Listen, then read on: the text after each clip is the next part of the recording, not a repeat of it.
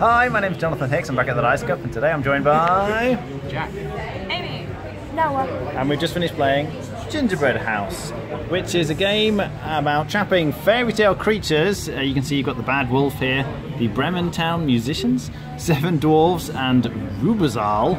And you are building a gingerbread house, and the idea is that all the gingerbread in the house and the lovely little custard and hearts and things on here attracts the creatures, which you then trap. You are a witch and you're trying to trap. You see, these are the creatures that I've managed to trap. I've trapped the Tin Man. In terms of how you actually play the game though, on your turn you're going to have 3 of these tiles, and you're going to pick one of them to play, and it has to be added to your existing gingerbread house, and you get whatever you cover up. So if I take this tile and place it here, I would get a yellow and a pink token, which you just take from the supply. Now, having taken the tokens, you can then spend the tokens to trap the creatures.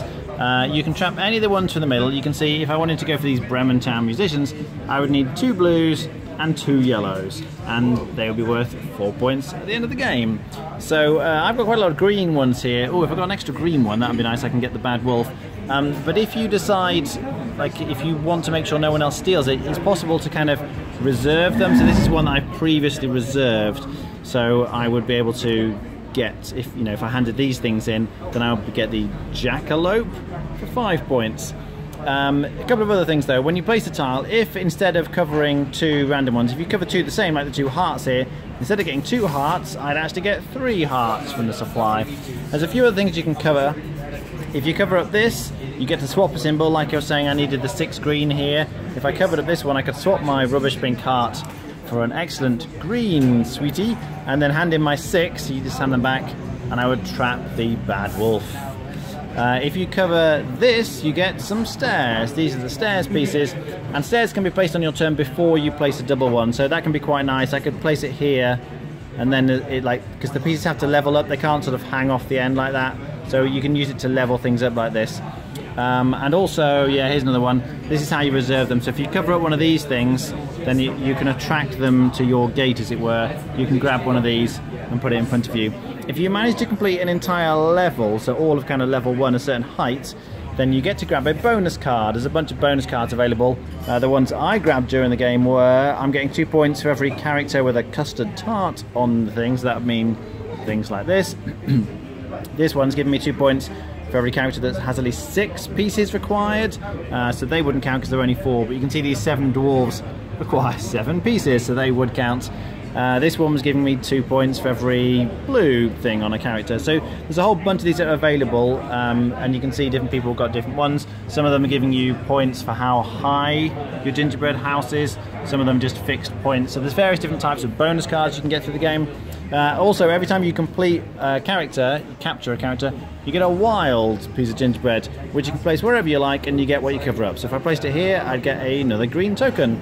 So that's essentially it. You keep playing until you run out of these tiles, then you count up all the points on your captured creatures, the bottom left here, all the points from your bonus cards, and most points wins. What do you think? I think it was okay. I feel like the game, I expect it to be a bit less easy than it was, I think. I play quite conservatively with the powers that you can take for the end game scoring. Thinking most games of these things, no one ever fully completes them, so I'll take the ones that I know I'm getting. However, turns out everyone did complete them, and it was the player that completed them very well that just blew everyone else out of the water, really. But other than that, it looks nice, and it plays really well. I don't know if I play it many more times than once or twice, though. Okay. Amy? Yeah, again, it's okay. There's a lot of downtime between turns, and because the board changes quite dramatically in a 4-player game anyway, like we played, by the time it came back round to my turn, the board state was very different, obviously, unless I trapped a character, so I didn't really have to think ahead. So I was kind of just dithering off into the distance between my turn. But I imagine that problem might be solved in the 3 or 2 player game. I imagine it being quite a good 2 player game, because I think this is a really nice sort of, you did have to think quite heavily about where you're going to place your things, where you're going to be getting those 3s to be able to really max out the points. But much like Jack said, the powers I did expect to be more difficult to complete. So knowing this, going into a further game, I think I'd enjoy it maybe a bit more, because I'd be able to be a bit more tactical with that, but I expected it to be a bit more difficult, whereas it's not, it's a light game. Okay. Noah? I really enjoyed the game, but and I do feel like there was a bit of strategy in it. But one thing about the game is that it is quite luck-based. I thought because, especially with 4 players, because each of those players are taking their turn as well as having downtime. Each of those players has the opportunity to take a card from a middle, and the new card might get drawn out, but then somebody else would take it, which is one reason why I don't think it would be as good in a larger number of players. And there's not as much luck in that sense. And again, with these tiles here, like the stack, you don't know what you're going to get with everyone. But other than that, I did quite enjoy it, and it's fairly short, so it's not the worst game. Rating? 7 out of 10. Okay. Amy? I'd give it a 6. Okay. Yeah, I think it's fine. As a family weight game, I think it does the job reasonably well. I like the theme, capturing the characters. It feels a little bit unnatural. I kept forgetting that I could grab the characters from the middle.